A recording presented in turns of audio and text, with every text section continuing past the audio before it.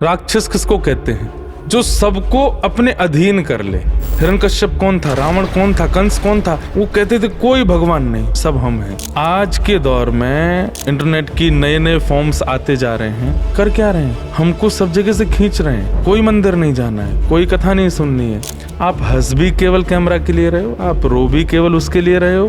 अपनी ब्रेकअप की बाकायदा वीडियो बना रहे हैं, साइड में फोन रख करके रो रहे हैं। मतलब आप कैसे कर सकते हो ये? मैं बस एक ऐसा दौर देख रहा हूँ आने वाले 40-50 सालों के अंदर जब वो ईश्वर की जगह लेने की कोशिश करेगा। मुझे लगता है यही तो कल की नहीं है। इस युद्ध को किस नजरिए से देखा जाए? व्यक्ति को एक ही बार समझाना चाहिए। अगर एक बार में मान जाए तो युद्ध विराम, और एक बार में ना माने तो युद्ध च। धनुष बाण उठाओ, कायरों की तरह बैठो मत, युद्ध करो। मेरे को लगता है कि YouTube रहे जिंदा 500 साल बाद भी, और ये जो आपकी मेरी बात हुई इसको उस समय कोई सुने।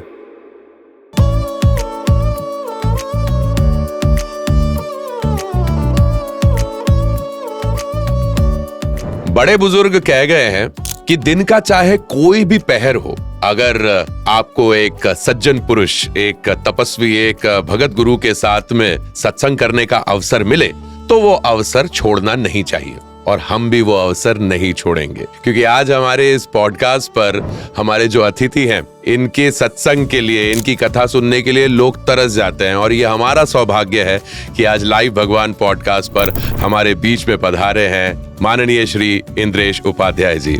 इंद्रेश जी, राधे राधे। राधे राधे, जय श्री कृष्ण। जय श्री कृष्णा।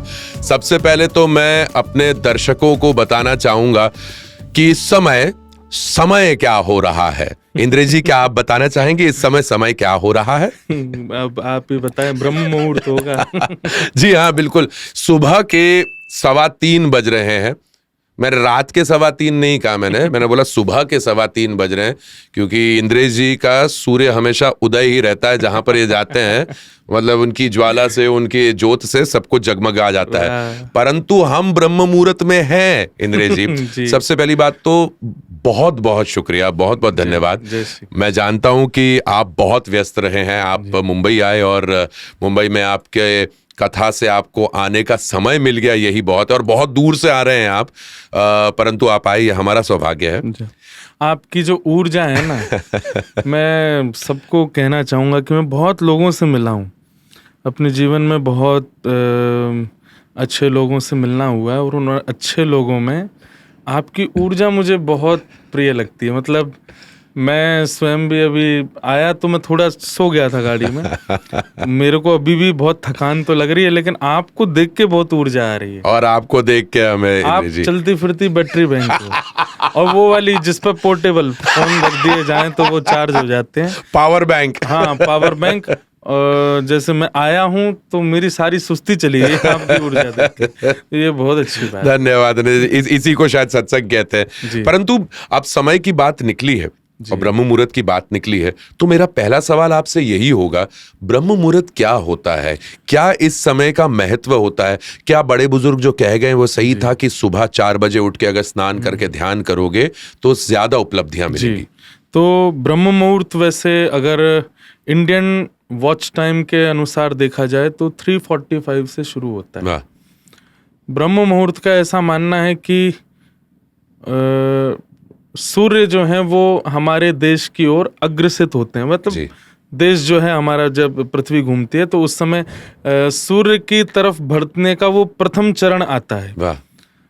और उस समय जो वातावरण में रेज होती हैं, तो 2 प्रकार की रेज उस समय आती हैं, एक तो विभ्राट और एक स्वराट। और ये ऐसी रेज हैं, अगर इस समय इनको कैप्चर किया जाए तो व्यक्ति बहुत विवेकशील हो जाएगा, व्यक्ति बहुत धैर्यवंत हो जाएगा। आज पेशेंस की बहुत कमी है लोगों में। पेशेंस कहीं ना कहीं उस रेज, जो सूर्य की प्रथम रेज आने वाली होती हैं, उससे आने से पहले जो प्रोटोकॉल आता है सूर्य का, वो आना शुरू होता है ब्रह्म मुहूर्त में। अगर उसको एक्सेप्ट कर ले व्यक्ति, ध्यान के माध्यम से, साधना के माध्यम से, या थोड़ी देर चिंतन के माध्यम से, तो वो माइंड को और मन को, दोनों को बहुत कामनेस देना शुरू कर देता है। तो एक उस वे में ब्रह्म मुहूर्त को बहुत श्रेष्ठ माना जाता है।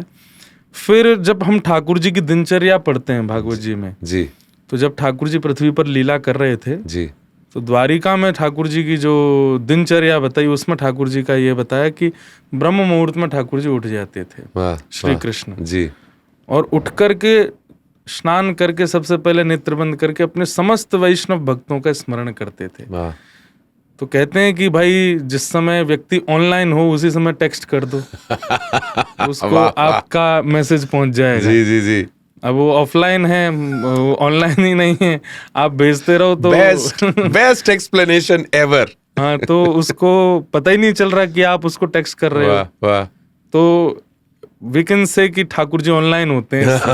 अगर आप ध्यान, साधना, अध्ययन, पढ़ाई का भी बहुत महत्व है। बिल्कुल, मैं पूछने ही वाला था कि बच्चों को भी कहा जाता है, हालांकि बेचारे बच्चे हमेशा इस बात को लेके परेशान रहते हैं कि उनको सुबह सुबह उठ के पढ़ने के लिए क्यों कहा जाता है। दुखी होते हैं कि वो सोए 11 बजे हैं, 12 बजे हैं, तो वो नींद पूरी नहीं हुई। अगर वही बालक 10 बजे 9 बजे तक सो गए होंगे जी, और अगर वो 3:45 बजे उठ करके अगर वो थोड़ा अध्ययन करने लगेंगे, वो भूल नहीं सकते उसको। जी जी, भले ही वो सुबह 8-9 बजे उनको याद नहीं रहेगा कि हमने 4 बजे क्या पढ़ा था, लेकिन वो चीज 10-11 बजे जब सूर्य बिल्कुल चरम पर होंगे, वो भूल नहीं पाएंगे उस भाव को जो उन्होंने अध्ययन किया होगा सुबह।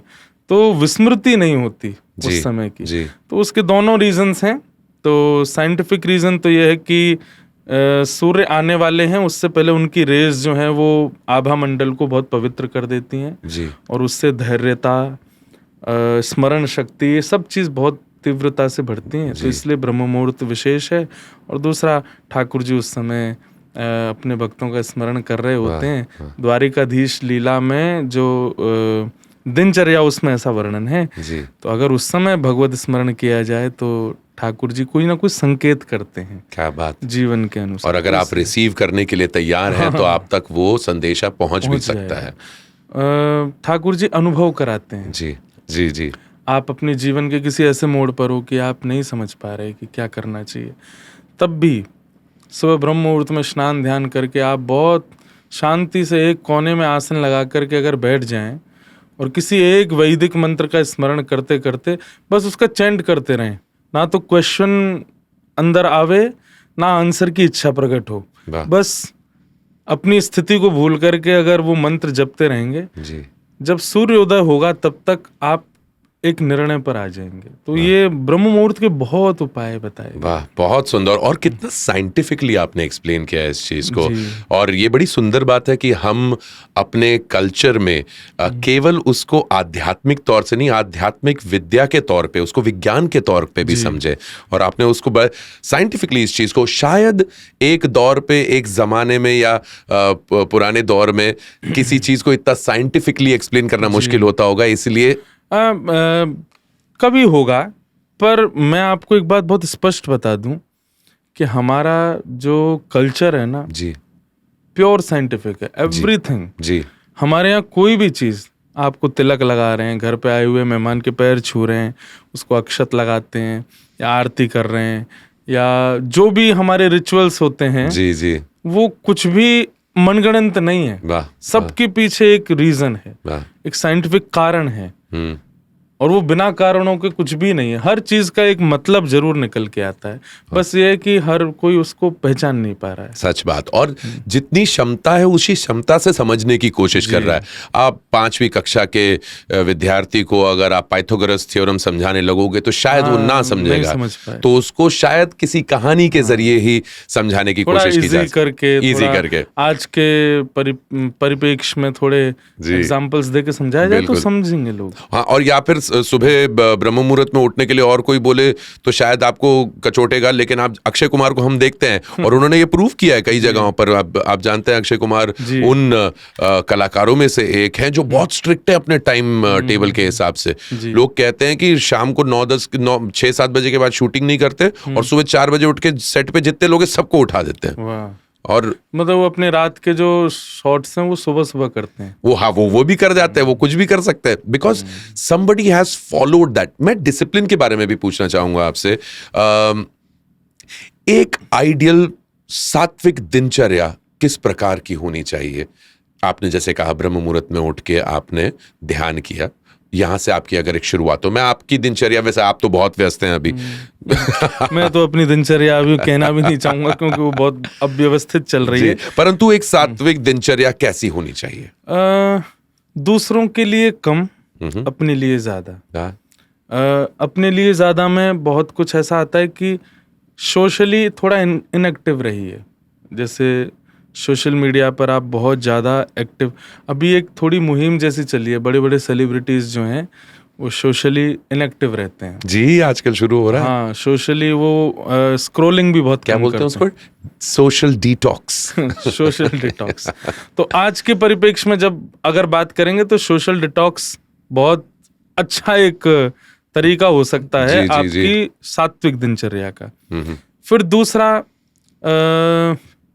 रात्रि में जल्दी सो जाना। जी, मतलब 9-10 बजे तक सो जाइए, सुबह ब्रह्म मुहूर्त में उठ जाइए और उठ करके स्नान ध्यान करके अपने आप को समय दीजिए।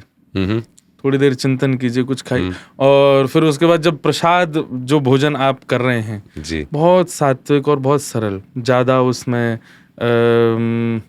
मतलब मसाले भी नहीं हो। हमारे शास्त्रों में वैसे आज्ञा करते हैं बहुत चटपटा नहीं खाना चाहिए, जी, जी, बहुत गर्म नहीं खाना चाहिए, जी, बहुत ठंडा नहीं खाना चाहिए, जी, और बहुत गरिष्ठ नहीं खाना चाहिए। बहुत सात्विक आहार रखें। और इस प्रकार से अगर ये 2-3 चीज़ें भी अप्लाई कर ली जाएं तो सबसे ज़्यादा तो आज जो लाइफ है ना वो सोशल मीडिया ने बहुत अपने ऊपर ले ली है। व्यक्ति अपने वास्तविक जीवन में कैसा है उसको सब बताना है जाकर के वहाँ और वो व्यक्ति मुझे लगता है सबसे ज्यादा परेशान है इस वक्त। तो कभी कभी थोड़ा इनएक्टिव रहिए वहां पर, पर्सनली एक्टिव रहिए, वैसे अपने आप में एक्टिव रहिए। तो मुझे लगता है कि वो सबसे अच्छी दिनचर्या होगी। मैं ये सोशल मीडिया के बवंडर में फंसे लोगों के बारे में भी बात करूंगा, परंतु आपने भोजन की जो बात करी थी मैं जानना चाहता हूं, और ये सही में हमने कुछ लोगों ने पूछा भी था कि आप आएंगे तो आपसे पूछें, ये जो 3 प्रकार के भोजन बताए, जैसे आपने एक सात्विक हुआ, राजसिक हुआ और तामसिक हुआ, ये कैसे इसको डिफरेंशिएट करते हैं? अब राजस, तामस और सात्विक। जी, अब सबसे पहले तामसी भोजन के बारे में बात करें। तामसी भोजन क्या है?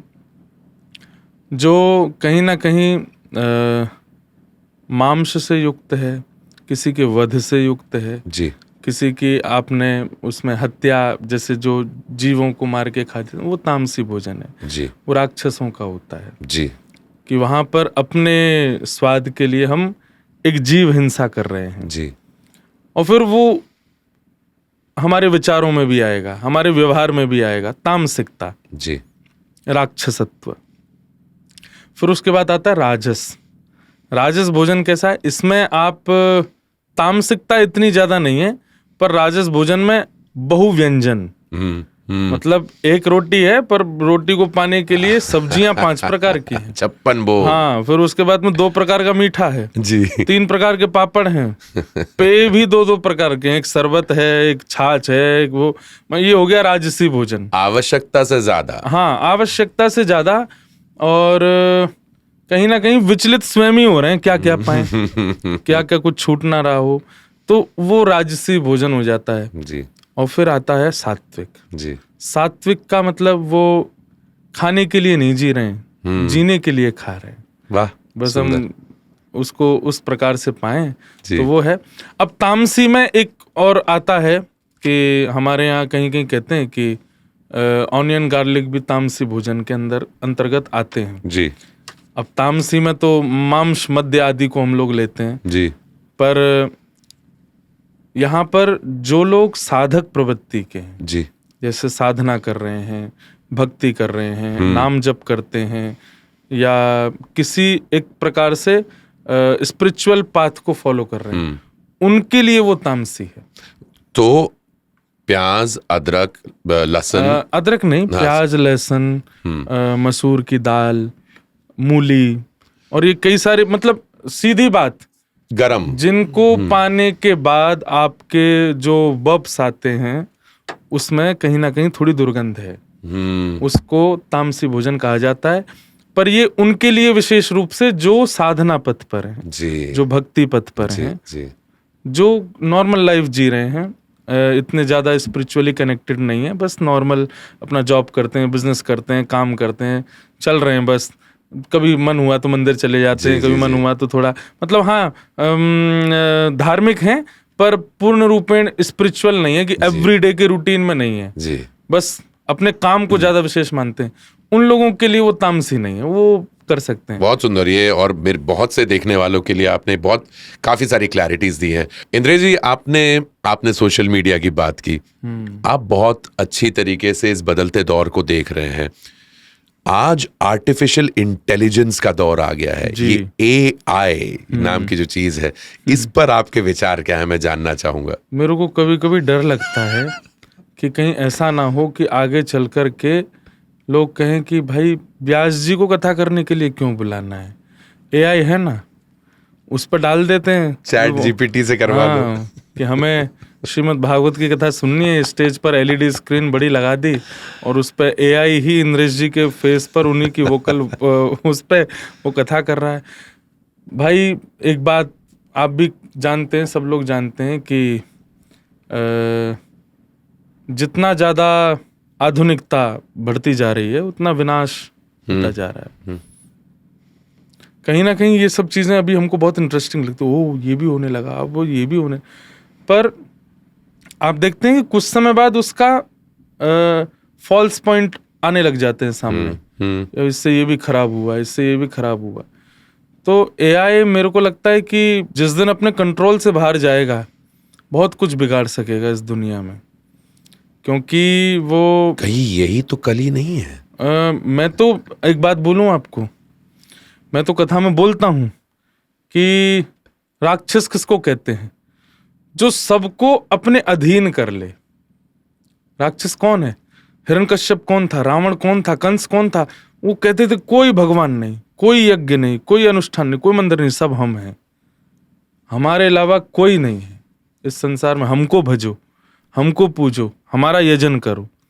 आज के दौर में इंटरनेट और ये जो भी इंटरनेट की नए नए फॉर्म्स आते जा रहे हैं, कर क्या रहे हैं, हमको सब जगह से खींच रहे हैं। कोई मंदिर नहीं जाना है, कोई कथा नहीं सुननी है, कोई अच्छे व्यक्ति बन के नहीं रहना है, कमरे में जाओ, AC ऑन करो, पढ़ जाओ, रील्स स्क्रॉल करते रहो। द बेस्ट टाइम यही है। फ्रेंड्स के साथ खेलना, क्या करोगे खेल करके? फोन खोलो, उस पर जा करके वो करो। अरे तुम रो रहे हो, वीडियो बनाओ अपनी, डालो इसको तुरंत, तुमको व्यूज मिलेंगे। अच्छा तुम बहुत खुश हो, अपने फोटोज नहीं खिंचवाए तुमने, अरे ऐसा करो, ये करो, ब्लॉगिंग करो, ये। अब आप पूर्ण रूपेण अधीन हो चुके, मतलब आप हंस भी केवल कैमरा के लिए रहे हो, आप रो भी केवल उसके लिए रहे हो। आप अभी मैं कई बार मैं भी देखता रहता हूँ कुछ ना कुछ वीडियोस, लोग आजकल के युवा ब्रेकअप हो गया, अपनी ब्रेकअप की बाकायदा वीडियो बना रहे हैं, साइड में फोन रख करके रो रहे हैं, आंसुओं के पनारे गिर रहे हैं, उस पर पीछे कोई बहुत ही मतलब दुख भरा कोई संगीत यूज किया हुआ है। मैं जब वो मेरे साथ था तो ये मेरा फेस था, अब वो मेरे साथ नहीं है, अब मैं ऐसा हूं। मतलब आप कैसे कर सकते हो ये? तो मुझे उनमें उनका दोष नहीं लगता, मुझे लगता है यही तो कल की नहीं है, क्योंकि जो रावण चाहता था, जो कंस चाहता था, जो हिरण्यकश्यप, वो इंटरनेट कर रहा है, उसने सबको अपनी ओर ले लिया है। और यही इंद्रेश जी, यही एक ब्रह्मास्त्र है जिसका सही इस्तेमाल करके भी कमाल हो सकता है। आज इसी के जरिए कई लोग आपको देखकर आप तक पहुंचते हैं और शायद भक्ति मार्ग पर निकलते हैं। वो उसका एक वो रूप भी प्रो एंड कॉन की इस अस्त्र का कैसा उपयोग किया जा रहा है समाज द्वारा, बिल्कुल वही बात। बट AI ये चीज, इंटरनेट तो चलो आपके और हमारे दौर से चलता आ रहा है, ये AI जो इस समय आ रहा है, और शायद जब तक आपके और मेरी ये बातचीत बाहर पहुंचेगी, वो AI इतना एडवांस हो चुका होगा कि उसका स्वयं का एक कॉन्शियसनेस जिंदा हो सकता है। ये अभी तक के कुछ समय पहले तक के साइंस फिक्शन लगता, परंतु ये होने की कगार पर है। मैं बस एक ऐसा दौर देख रहा हूं आने वाले 40-50 सालों के अंदर, जब वो ईश्वर की जगह लेने की कोशिश करेगा, क्योंकि उसे तो सब कुछ पता है। तो यही राक्षस भी तो ये करते हैं, वो ईश्वर का स्थान लेना चाहते हैं। मैंने इंटरनेट इसलिए बोला, वो प्रारंभिक स्थिति है। जी जी जी। वही अब इस रूप में आ चुका है भाई। रावण पहले पुलस्त्य का नाती है जी, फिर वो धीरे धीरे धीरे धीरे रावण बन रहा है जी। तो अब वो इंटरनेट धीरे धीरे धीरे एआई बन रहा है और कहीं यही एक दिन कल्कि के रूप में नहीं आ जाए। क्योंकि जब आगामी 100 साल बाद किसी को ये नहीं पता होगा हमारे स्क्रिप्चर्स क्या हैं जी, हमारे पुरातन ग्रंथ क्या हैं, तो वो ये भी भूल जाएंगे कि कल्कि कोई थे। और क्या पता फिर आगे चल करके 500-600 साल बाद जापान और चाइना के लोग या इस प्रकार के बड़े बड़े देशों के लोग एक कुछ ऐसी चीज बना के लाएं, उसका नाम ही रख दें। इसका नाम क्या बोले? क्लिक नहीं, कल्कि। यही है कल्कि। क्लिक टू कल्कि। There is very much a possibility. तो और फिर उस समय लोग कहेंगे ओ एक नया फीचर आया है क्या, कल्कि। और कहीं वही कल्कि का रूप धारण करके राक्षस सर्वनाश के रूप में आएगा। वाह वाह वाह, ये जीवन का वो दौर चल रहा है जहां पर कैसा भविष्य आने वाला है ये हम अपनी आंखों से ऑलमोस्ट साफ देख सकते हैं। मेरे को लगता है कि YouTube रहे जिंदा 500 साल बाद भी, और ये जो आपकी मेरी बात हुई इसको उस समय कोई सुने कि भाई इतने साल पहले कुछ बात हुई थी, वहां पर ये बात कही गई थी कि एक इन्वेंशन होगा। जैसे अभी होता है ना, कोई वॉर होता है, कोई चीज नहीं आती है तो वे तुरंत निकालते हैं, ब्लैक एंड व्हाइट वीडियो निकल के आती है। उस समय पे एक इंटरव्यू हुआ था, वहां पर किसी ने ये बात बोल दी थी जी। ऐसे लगता है मेरी और आपकी निकल के आएगी तब। और किस किस प्रकार के नए फीचर्स, जिस डीप फेक नाम की चीज हुई है कि आप ही का वीडियो है लेकिन आपकी जगह कोई और दिख रहा है। यही तो माया, इसी मायावी शक्तियों की बात करते थे हम शायद ग्रंथों के अंदर। डिस्क्लोज तो कर दूं, अब कोई छुपा तो किसी से नहीं है। आप अगर अच्छा गा नहीं सकते हो तो एआई से आपको गवा दिया जाएगा। जी जी जी। और आप अपनी एल्बम्स निकाल सकते हो। मैं अभी कुछ दिन पहले किसी को मतलब किसी ने बोला कि मैं भी गा के आया हूँ। मैंने बताइए सारेगामापा कैसे गाते हैं। वो छोड़ो, आपको टक्कर दूंगा। ये सुनो आप। और आपने, अरे उसने जब सुनाया मैं तो पहचान ही नहीं, मैंने कि तुम्हारी आवाज है ये, तो बोला हाँ। फिर मैंने पूरी रिसर्च की, उसने तो बताया नहीं मुझे लगा ऑटो ट्यून भी इतना नहीं कर सकता यार, ये कौन कर रहा है ये। तब पता चला कि ये तो तालवद्ध सुरवद्ध, तो साक्षात जो है असुरों को देवता दिखाने वाला एआई आ गया है। जी जी वो दिखा रहा है। तो वही है, मंथन से जैसे विष भी निकला था और अमृत भी निकला था।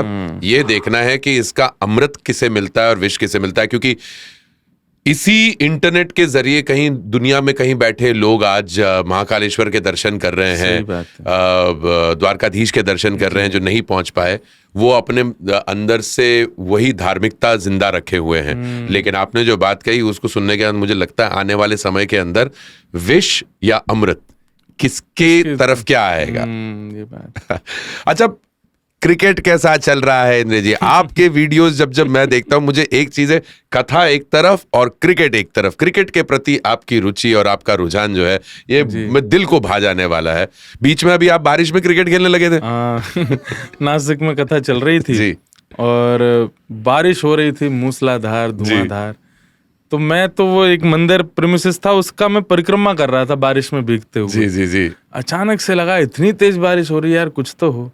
तो जो वहां के महाराज जी थे वो आ गए सामने से बैट बॉल लेके, खेलते हैं। मैंने कहा लाओ महाराज जी। बैट लिया, बॉल लेकर के, वो टिप्पा तो दे नहीं रहे थे क्योंकि पानी बहुत था, तो सीधे दे रहे थे। मैंने कहा कैच खेलते हैं। हाँ, बहुत अच्छे, कैच पकड़ो। तो क्रिकेट पता नहीं क्या, मैं एक बात बोलता हूँ कि कथा जगत में मैं जब से आया, मेरी बहुत सारे मेरे जो आदतें थी वो धीरे धीरे चली गई जी। जैसे घर में लाडला बेटा रहा मैं जी जी। तो अच्छा खाने की आदत, अच्छा पहनने की आदत, अच्छी तरह सज धज के रहने की आदत, ये करना वो करना, यहाँ जाना, घूमने का, सब चीजों से मेरा मोह धीरे धीरे कथाओं से निकल। पर ये क्रिकेट नहीं जा रहा है मेरे मन से। ना जाए। हाँ, एक और इसको मैं नहीं चाहता कि ये जाए। बहुत मतलब ऐसा लगता है कि हृदय से बहुत मुझे कभी कभी मेरे को लगता है ठाकुर जी ने भी कंडुक क्रीड़ा की थी ना, जब कालिया नाग वध करने के लिए गए थे तो मधुमंगल ने गेंद डाली, ठाकुर जी ने ऐसी मारी कि वो सीधे। तो क्रिकेट का भाई आविष्कार चाहे जो बताए, पर हमारे ठाकुर जी ने भी खेला है। शुरुआत वहां से हुई हाँ, हमारे लिए तो। और उसी का ही जरिया बना के ठाकुर जी कालिया नाग को मारने गए। वाह वाह। तो कंडुक क्रीड़ा तो तब का खेल है, ठाकुर जी ने भी खेला, इसको क्रिकेट की बोल रहे हैं। और मैं नहीं चाहता कि मेरे मन से जाए, लगे रहे। बहुत दिल को मतलब पता नहीं क्यों बड़ी खुशी पहुंचाता है, और हम सबको पहुंचाता है। इस खेल का भला हो, भले ही अंग्रेजों ने दिया था, पर अब ये हमारा है भाई, बिल्कुल हमारा। और आप देखते भी हैं, आप पसंद भी करते हैं।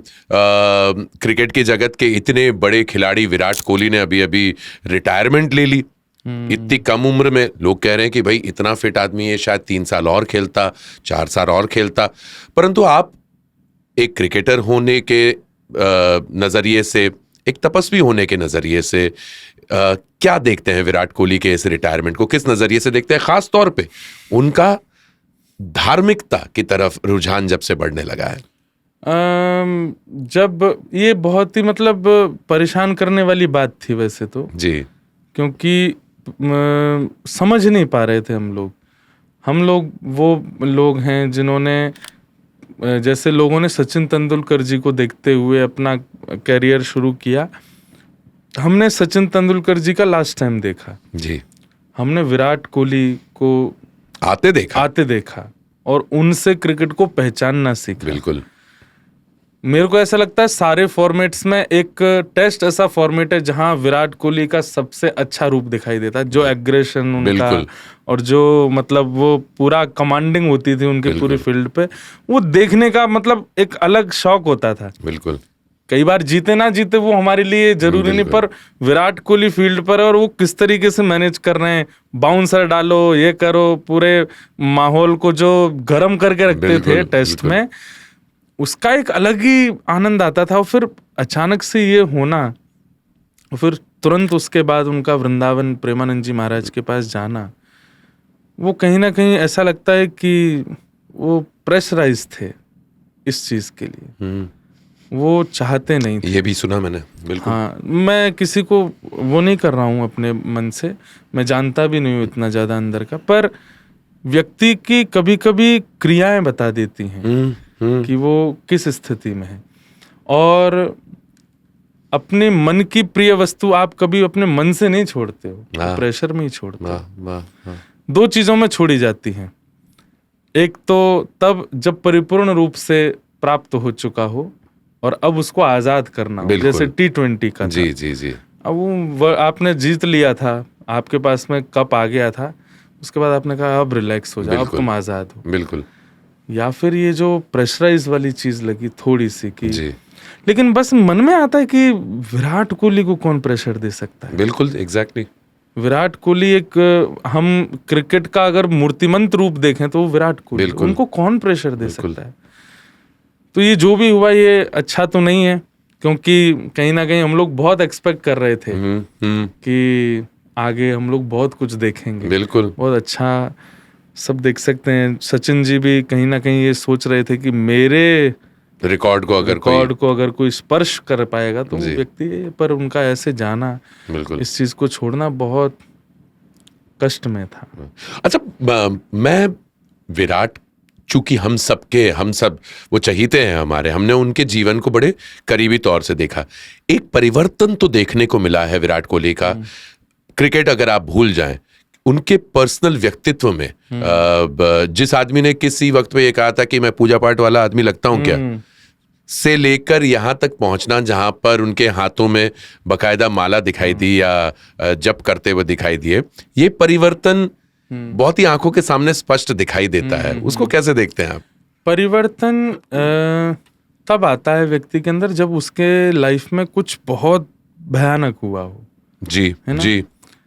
जिस आदमी ने नॉर्मल लाइफ देखी है, बिल्कुल, बहुत छोटे मोटे उतार चढ़ाव देखे हैं, उसकी लाइफ में कोई बहुत विशाल परिवर्तन नहीं आता। विराट कोहली एक ऐसा नाम है जो बहुत ऊंचे शिखरों पर चढ़े हुए हैं, वहां उन्होंने कुछ अनुभव तो किया, बिल्कुल, कि जिससे उनको लगा कि भाई लाइफ का मोटिव पीस है जी, आंतरिक शांति। जी। अभी हम खेल करके पूरे देश को खुश कर रहे हैं, पर अपने अंदर की बात कब होगी? हमारा जीवन जो है, अंदर का जो आत्मा है, उसकी प्रसन्नता कब होगी? उसको विचारधारा को केंद्र में रख करके फिर उन्होंने जो परिवर्तन आया उनके अंदर, जो मैं जितना फॉलो करता हूँ उनको, कि हमारे नीम करौली वाले बाबा जी जी, श्री देहरादून से ऊपर स्थान है उनका, नैनीताल के पास कैंची धाम, वहां से वो प्रेरणा उनको प्राप्त होने लगी। जी हाँ, शुरुआत तो वहां से फिर हुई। उनको पुशअप किया है अनुष्का जी ने, उनके मन में भी वही भावना, मतलब आपत्तिकालीन गृहिणी परीक्षा। हमारे शास्त्रों में एक बात कहते हैं कि जब जीवन में किसी पुरुष के आपत्ति आती है, उस समय उसकी नहीं, उसकी पत्नी की परीक्षा होती है कि वो उस समय कैसी मेंटेलिटी रखती है। भाई, पति परेशान आया अपने किसी काम से, पत्नी भी परेशान हो जाए तो डबल परेशानी में वो सब सर्वनाश का काम होता है। सत्य वचन। आप वैसे भली रोती रहिए, लेकिन जब पति के जीवन में कोई संकट आता, उस समय यदि आप बोल्ड हो गए, उसकी रक्षा हो जाएगी। तो अनुष्का जी का जो ये उनको सपोर्ट रहा जी, उससे वो फिर एक आध्यात्मिक स्थिति में आए हैं। आज वृंदावन वो अचानक आ जाते हैं, प्रेमानंद जी महाराज का दर्शन करते हैं, वहाँ उनकी एकांतिक वार्तालाप सुनते हैं, उनके भावों को सुनते हैं, और फिर अचानक से सीधे स्टेडियम में जाते हैं, लाखों लोगों के बीच में जाके पूरे देश को रिप्रेजेंट करते हैं। तो ये कहीं ना कहीं वो ऐसा बता रहे हैं कि जीवन में आत्म शांति के लिए आध्यात्मिकता बहुत आवश्यक है। जी, एक जी, अर्जुन का रोल निभाते हैं वो जी, कि कहाँ वो महाभारत युद्ध में धनुष बाण भी उठाते हैं और फिर ठाकुर जी के सामने बैठ के करिष्ये वचनम तव, आप जो कहोगे वो करूंगा। वाह वाह। और ठाकुर जी फिर निर्देशन देते हैं, मानो जैसे प्रेमानंद जी महाराज ठाकुर जी के रूप में हों और वे अर्जुन बन करके अपने देश का प्रतिनिधित्व करते हुए बढ़ रहे हैं आगे। वाह। और अर्जुन से कितनों को प्रेरणा मिल रही थी, ऐसे विराट कोहली जी से कितने युवा बिल्कुल सही, आज प्रेरणा ले रहे हैं। बिल्कुल अच्छा सही, है। बिल्कुल सही। आपने महाभारत की बात करी, तो इस समय तो जिस प्रकार के युद्ध इस पूरे विश्व में चल रहे हैं, मतलब कि ऑलमोस्ट महाभारत जैसा ही नजर आता है। भाई भाई आपस में लड़ते नजर आ रहे हैं, अड़ोसी पड़ोसी आपस में लड़ते नजर आ रहे हैं। इन सब के बीच में गीता क्या कहती है इंद्र जी, कि जब ऐसा माहौल आएगा, जब आपको अपनों के सामने ही खड़े रहना पड़ेगा, वो कितने अपने हैं कितने नहीं ये तो इतिहास गवाह है, लेकिन इतना जरूर है कि एक वक्त पर तो सब कुछ ही एक था और सब एक ही थाली में खाया करते थे। इस युद्ध को किस नजरिए से देखा जाए, इस नए युद्ध को जहां पर आदमी को आदमी से लड़ने का अब और कोई ऑप्शन बचा नहीं है, क्योंकि करना ही पड़ेगा, पानी नाक के ऊपर चला जा रहा है। अब देखिए, एक बात है कि महाभारत युद्ध ठाकुर जी भी नहीं चाहते थे जी, युद्ध भगवान भी नहीं चाहते थे, इसीलिए भगवान शांति दूत बन करके गए जी, और जाकर के दुर्योधन को उन्होंने समझाया कि युद्ध नहीं करो, कितनी माताएं विधवा होंगी, कितने बच्चे अनाथ होंगे, और उस समय पे भी भाई इकोनॉमी पर तो असर पड़ेगा, तुम्हारे शस्त्र खत्म होंगे, तुम्हारे लोग खत्म होंगे, सामने वाले पक्ष के लोग खत्म होंगे, इसकी रजामंदी बैठ करके कर लो जी। और ठाकुर जी ने दुर्योधन को समझाया कि भाई तुमसे पूरा नहीं मांग रहे हैं, 5 गांव मांगते हैं, क्योंकि राजा तो पांडु महाराज थे जी, पांडवों के पिता। अब वो चले गए बीमारी में, तो उन्होंने अपने भाई को कहा कि भाई तुम संभालो, लेकिन मेरे बालक बड़े हो तो इनको राजा बना देना। जी बिल्कुल। और श्री धृतराष्ट्र जी ने इसका अपोजिट किया, अपने पुत्रों से ही कहा कि भाई तुम ही रहो। तो ठाकुर जी ने वहां समझाया, लेकिन दुर्योधन क्या कहता है, सुच्चग्रैव न दास्यामि बिना युद्धे न केशव, सुई की नोक के बराबर जमीन भी नहीं दूंगा बिना युद्ध के। तो ये बात मैं क्यों बता रहा हूं, फिर जब ठाकुर जी कहते हैं ठीक है, तो फिर सुई के नोक के बराबर जमीन नहीं देनी है तो फिर युद्ध करो। और फिर जब युद्ध प्रारंभ होता है और अर्जुन घबरा जाता है, ये मेरे अपने हैं, मैं इनको कैसे मारूं। ठाकुर जी कह रहे हैं व्यक्ति समझाया जा चुका है लेकिन वो समझना नहीं चाहता है, और तुम यहां पर ये कह रहे हो ये अपने हैं। अपने होते तो ये मैं शांति दूत बन के गया था, मेरी बात का थोड़ा तो गरिमा करते, पर इन्होंने उसको बिल्कुल ठुकरा दिया और तुम यहाँ ये सोचने बैठो ये अपने हैं, ये अपने हैं। व्यक्ति को एक ही बार समझाना चाहिए, अगर एक बार में मान जाए तो युद्ध विराम, और एक बार में ना माने तो युद्ध च, धनुष बाण उठाओ, कायरों की तरह बैठो मत, युद्ध करो। तो समझाया जा चुका है, बिल्कुल बताया जा चुका है, सब प्रस्तुत कर दिया जा चुका है, लेकिन फिर भी धृतराष्ट्र और दुर्योधन को मानना नहीं है, तो भैया युद्ध च, युद्ध ही करना पड़ेगा। और शायद यही समय समय पर पलटकर महाभारत लौट कर आती है। हाँ, मतलब अब क्या है कि दुर्योधन पहले धीरे धीरे करता रहेगा कुछ ना कुछ। मैं दुर्योधन किसको कह रहा हूं आप समझ जाओ। जी जी बिल्कुल। तो दुर्योधन क्या करता है, ओहो पांडवों का भी वनवास चल रहा है, तभी क्या करता है, अच्छा हमारे पास आज महापुरुष आए हैं, ये अपने 1000 शिष्यों को लेकर के आए हैं, मैं आपसे प्रार्थना करूंगा कि आप पांडवों पर कृपा करने जाओ।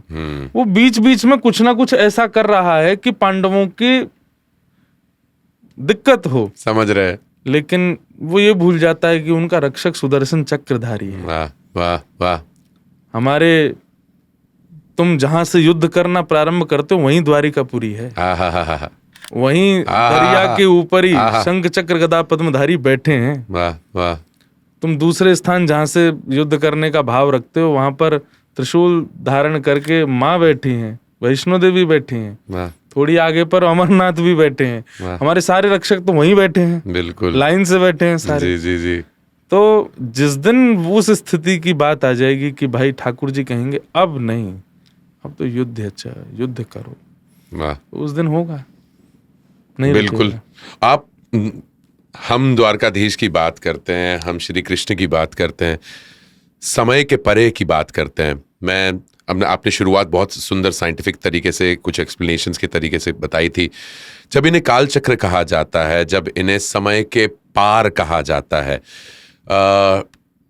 टाइम, समय को किस प्रकार देखा गया है भागवत में, जिसकी जो टाइमलेसनेस है, व्हाट आर वी इन, इंद्रेश जी? क्या ये एक जो एक मल्टीवर्स का कॉन्सेप्ट होता है, अलग अलग लोग, अलग अलग चीजें एक समय पर हो रही हैं, या मैं कुछ ज्यादा ही साइंस फिक्शन के बारे में सोच रहा हूं, या फिर ये ऐसा है कि समय केवल आपके और मेरे इंसानी रूप में है, जबकि there is a timelessness in which Krishna resides? अब वहां के समय की चर्चा करने में तो सर घूम जाएगा। समझ सकता हूं। अब रास महाराज जब होता है जी, तो महाराज में श्लोक आता है, भगवान पिता रात्रि शरदोत्फिल्ल मल्लिका विक्षरंतुम मनश्चक्रे योग मायाम उपाश्रित। जी। ठाकुर जी ने महाराज कितने दिन तक किया, तो वहां कहते हैं तारात्रि। तारात्रि मतलब अथारात्रियों तक, दिन ही नहीं हुआ है, रात ही चलती रही। और कितनी बड़ी रात है सुन लो। ब्रह्मा जी का एक दिन कितना बड़ा होता है। सतयुग त्रेता द्वापर कलयुग जब 71 टाइम्स बीत जाते हैं, सतयुग त्रेता द्वापर कलयुग, सतयुग त्रेता द्वापर कलयुग, सतयुग त्रेता द्वापर कलयुग, जब 71 टाइम्स रोटेट हो जाते हैं तब ब्रह्मा जी का एक दिन होता है। ऐसे ब्रह्मा जी की 100 ईयर्स की लाइफ होती है। 100 ईयर्स बाद ब्रह्मा जी भी चेंज होते हैं। वो ब्रह्मा जी जब 100 साल के होते हैं तब ठाकुर जी का एक दिन होता है। ऐसे ब्रह्मा की 6 महीना की रात्रियों को बुला करके ठाकुर जी ने रास बिहार किया। जिनका एक दिन इतना बड़ा है, उनकी 6 महीने की रात्रि तक ठाकुर जी ने रास किया। इसका मतलब क्या है? अब इसमें घूम जाएंगे, अरे यार ये तो क्या। नहीं, लेकिन आप बहुत सुंदर एक्सप्लेन कर रहे हैं, तो मुझे इसका दृश्य नजर आ रहा है। तो अब इसको आप, अब लोग आज के युवा पूछने लगेंगे, इसको आप कैसे कर सकते हो? द्वापर तो जा चुका, अब तो कलयुग आ गया, आप कह रहे हो 6 महीना की रात्रि तक रास किया। अब यहाँ पर शब्द जो है किया, ये पास्ट टेंस यूज नहीं होगा जी, प्रेजेंट टेंस यूज होगा, कर रहे हैं जी जी, अभी भी चल रहा है। और आगामी ब्रह्मा की 6 महीना जब तक चलेंगे तब तक वृंदावन में रास चलता ही रहेगा। वाह वाह। आज कहते हैं ना वृंदावन में कि भाई किसी को निधिवन में ठाकुर जी का अनुभव हो जाता है। इतने बड़े बड़े महापुरुष वृंदावन में, श्री प्रेमानंद जी महाराज, मलुकपीठ वाले महाराज जी, रमनती वाले महाराज जी, सुतीक्ष्ण दास महाराज जी, ऐसे सब, ये सब संत क्यों हैं वृंदावन में? वहाँ क्या अनुभव होता है इनको? वो ब्रह्मा की 6 महीना गिरवी रखे हैं वृंदावन में। जब तक वो 6 महीने व्यतीत नहीं हो जाएंगे, मतलब एक दिन में 71 बार कलयुग आएगा, तो 6 महीने में कितनी बार कलयुग आएगा, तब तक वृंदावन में ये रस बहता ही रहेगा। ये ठाकुर जी का टाइम मैनेजमेंट है। टाइम मैनेजमेंट द बेस्ट मतलब वो रास के मध्य में त्रेता भी आएगा, अब कलयुग के बाद सतयुग आएगा, सतयुग के बाद त्रेता में फिर से राम आएंगे, फिर से राम आएंगे। स्थान परिवर्तित हो सकता है, कुछ लीलाओं में थोड़ा बहुत चेंजेस आ सकते हैं। इसीलिए अब रामायण सतकोटि अपारा, 100 करोड़ रामायण है। दक्षिण की रामायण अलग जी जी बिल्कुल, महाराष्ट्र की रामायण श्री तुकाराम जी की अलग बिल्कुल, गोस्वामी तुलसीदास जी ने अलग लिखी है, बिल्कुल, अपने वाल्मीकि जी की अलग है। ये तो वो हैं जो हमें पता है, कितनी ऐसी जिन्हें हमें पता है। सब में थोड़े थोड़े डिफरेंस है जी। कहीं पर कुछ बात ज्यादा है, कहीं पर कुछ बात कम है, कहीं पर किसी बात की रूपरेखा, कहीं पर किसी बात की रूपरेखा है। तो अब लोग पूछते हैं कि ये अलग अलग क्यों है, एक जैसा क्यों नहीं है? क्योंकि राम एक बार नहीं आए हैं पृथ्वी पर, वो पिछले कितने त्रेताओं में आ चुके हैं। और कहीं ना अभी बाली इंडोनेशिया में बोलते हैं कि राम जी वहां हुए थे। जी जी, किसी कल्प में राम अवतार हुआ है वहां पर। बिल्कुल, वाह क्या सुंदर बात कही। मैं गया था वहां पर, मुझे ऐसा ही लगा। उन्होंने जिस प्रेम से इंडोनेशिया हिंदुत्व को अपनाता है, और जब मैंने उनके सारे मास्क देखे तो उनके श्री राम, उनके रावण उन्हीं की तरह दिखते हैं। तो वहां पर कभी लीला हुई है, वाह, उनकी लंका उधर ही है, वहां पर लीला। अब टेक्सास में बोलते हैं कि वहां पर अहिरावण की गुफा है, जहां वो राम और लक्ष्मण जी को ले गया था यूएस में। तो कभी, लेकिन जो अभी बीता हुआ त्रेता था, जो हमसे पहले द्वापर से पहले त्रेता गया, उसमें जो रामावतार हुआ, वो कहते हैं कि अब तक के रामावतारों में सबसे श्रेष्ठ था, जिसको गोस्वामी तुलसीदास जी ने वध किया और वाल्मीकि जी ने वध किया। जी जी, बोले वो अद्भुत ही था। वो बाकी के जितने रामावतार थे उनमें कहीं ना कहीं, मतलब आप जैसे प्ले करते हैं, जी जी बिल्कुल, आपने एक ही स्टोरी लाइनअप को दिल्ली में भी परफॉर्म किया, बिल्कुल सही, बेंगलोर में भी परफॉर्म किया, पर जब मुंबई आपको पूछा गया, आपने एक ही प्ले को 5 बार किया, आपको बेस्ट, मुझे मुंबई में बहुत अच्छा लगा। क्यों? वहाँ का जो एम्बियंस था, वहाँ की जो लाइटिंग्स थी, वहाँ के जो लोग थे, उन सब के बीच में उसका परफॉर्म, वो मतलब आपके डायलॉग्स 5 थे पर आप वहाँ पर 10 बोल के आ गए। अब सब बोले यार ये 4 डायलॉग इसने अपने आप नए कैसे बोले? जी जी, वो माहौल ने बुलवा दिए। बिल्कुल। तो इस बार का जो राम अवतार था वो अद्भुत था। वाह, अयोध्या के राम। हाँ, अयोध्या के राम, क्योंकि भारत में हुए थे और भारत में अधिकतर यही होती है रामलीला, तो वहां के राम थे। तो ठाकुर जी का टाइम मैनेजमेंट इस प्रकार से चलता है कि उसका हम ज्यादा व्याख्यान, मतलब जो आप और मैं सोच रहे हैं उससे बहुत परे। आपने रामलीला की बात करी, आप कभी रामलीला खेले हैं? नहीं कभी मौका मिला है? नहीं, ऐसे तो देखने में ही सुख मिलता है। देखा जरूर करते थे? देखते तो हैं। मेरे को एक्चुअली मूवीज से ज्यादा मुझे एक्चुअल प्लेस रंगमंच देखना पसंद करते हैं आप? मैंने देखा नहीं है कभी, पर मैं वीडियोस देखता रहता हूँ निकाल के।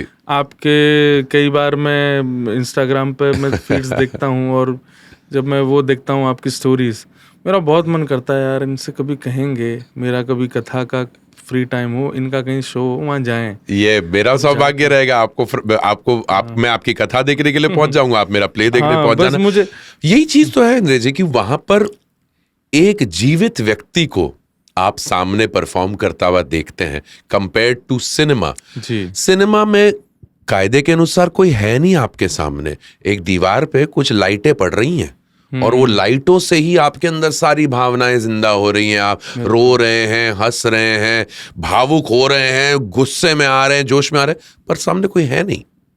शाहरुख खान वह है नहीं केवल कुछ लाइटें पड़ रही हैं। वो भी है कि उस सीन को क्रिएट करने के लिए कितने टेक्स लिए, कितने टेक्स? यहाँ पे तो कोई टेक ही नहीं है। बिल्कुल यहाँ पे तो लाइव ऑडियंस है आपके सामने। बिल्कुल। और आपको मुझे बहुत मन करता है कि मैं कभी लाइव बैठ करके कोई शो देखूं, या कोई प्ले देखूं, या कोई अपना आध्यात्मिक कोई रंगमंच हो, वैसा कुछ देखूं। तो फिर ये मेरा वचन रहा आपसे कि आपको जल्द से जल्द रंगमंच पे देखने के लिए बुलाऊंगा जरूर।